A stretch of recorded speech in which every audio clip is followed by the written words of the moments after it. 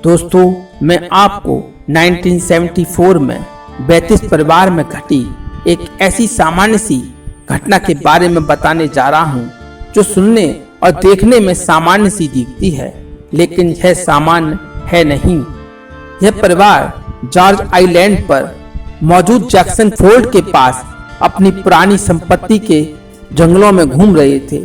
Gary और एंटिनो तथा बेटा टेरी भी था, जिसकी उम्र 21 साल की रही होगी।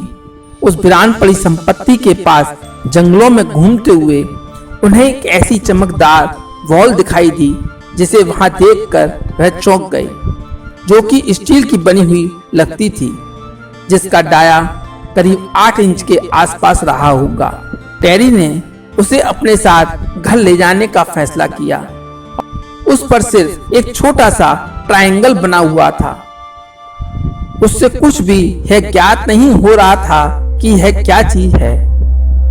उनको नहीं पता था कि यह रहस्यमयी ऑब्जेक्ट उनकी जिंदगी को बदल देगा और वह दुनिया का सबसे रहस्यमयी स्पेयर मिस्टीरियस ऑब्जेक्ट बनेगा। टेरी उस बॉलनुमा ऑब्जेक्ट को घर ले आता है और उसे अपने घर के ड्राइंग रूम में रख देता है। लेकिन जब टेरी एक दिन अपने दोस्तों के साथ अपने लिविंग रूम में बैठकर गिटार बजाता है, तो वह ऑब्जेक्ट वाइब्रेशन पैदा करने लगता है। एक अजीब सी आवाज निकलती है। उस आवाज को सुनकर परिवार का पालतू कुत्ता जैकी बेड के नीचे छुप जाता है और उससे डरने लगता है। इस सब को देखकर टेरी चकित हो जाता है। गिटार के बजाना बंद करने पर वह ऑब्जेक्ट उसी धुन को वाइब्रेशन के द्वारा पैदा करने लगता है। टेबल पर चारों ओर घूमता है, दिशाएं बदलता है, लेकिन टेबल से नीचे नहीं गिरता। यह सब देखकर बैतिस परिवार डर जाता है।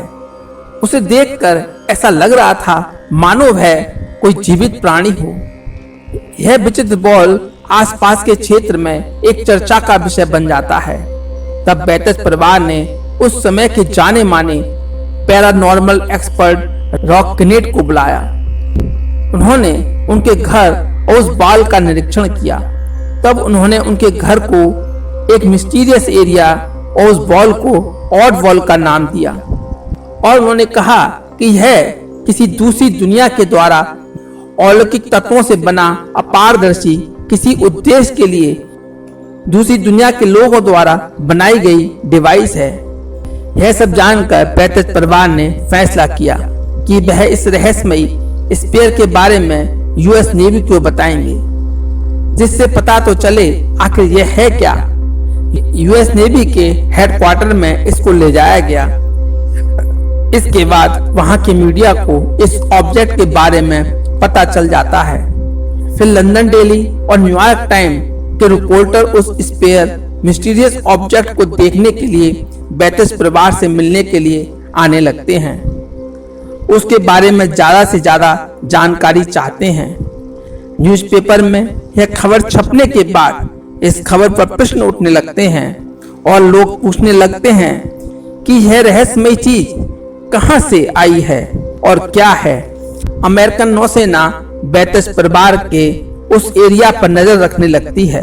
कैरी ने अमेरिकी नौसेना से 2 सप्ताह का एग्रीमेंट किया उसकी जांच परख करने के लिए, और उसके बाद उस स्पेयर को उन्हीं को लौटा दिया जाए। नौसेना उसे अपने पास नहीं रख सकती थी, क्योंकि वह सरकारी संपत्ति नहीं थी। नौसेना के एक्सपर्ट ने उसकी जांच की और पाया यह फिजिक्स के सभी नियमों का उल्लंघन भी करती है।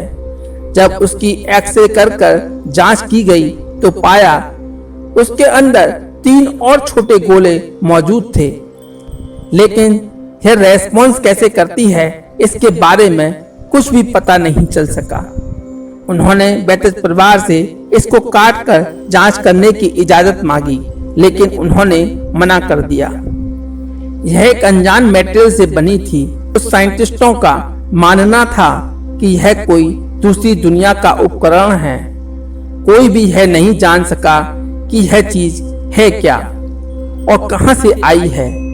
वर्ल्ड वार 2 में कुछ पायलटों ने ऐसे गोलाकार ऑब्जेक्ट को अपने प्लेन के चारों ओर घूमते हुए देखा था। फिर इस ऑब्जेक्ट को बेतस परिवार को लौटा दिया गया। अब वह बेतस परिवार एक अंतर्राष्ट्रीय खबर बन चुका था। उनके फोन की घंटियां लगातार बज रही थीं। उनके जीवन को इस स्पेयर मिस्टीरियस ऑब्जेक्ट ने बदल दिया था। लोग उनसे ज्यादा से ज्यादा जानना चाहते थे। यह क्या चीज है, उन्हें फोर्ट जॉर्ज द्वीप पर कैसे प्राप्त हुई। लेकिन उन्होंने लोगों से बात करना कम कर दिया। फिर एक लंबे समय बाद वह बेतस परिवार कहां गुम हो गया है, कोई नहीं जानता कि बेतस परिवार और उस मिस्टीरियस स्पेयर बॉल का क्या हुआ। दोस्तों, उम्मीद करता हूं कि आपको यह मिस्टीरियस स्टोरी जरूर अच्छी लगी होगी, तो लाइक और शेयर जरूर कीजिए। ज्ञान संहिता चैनल को देखते रहने के लिए सब्सक्राइब और बेल आइकॉन पर क्लिक कीजिए। अब आपसे मुलाकात होगी एक न्यू इंफॉर्मेटिव वीडियो के साथ। तब तक के लिए नमस्कार।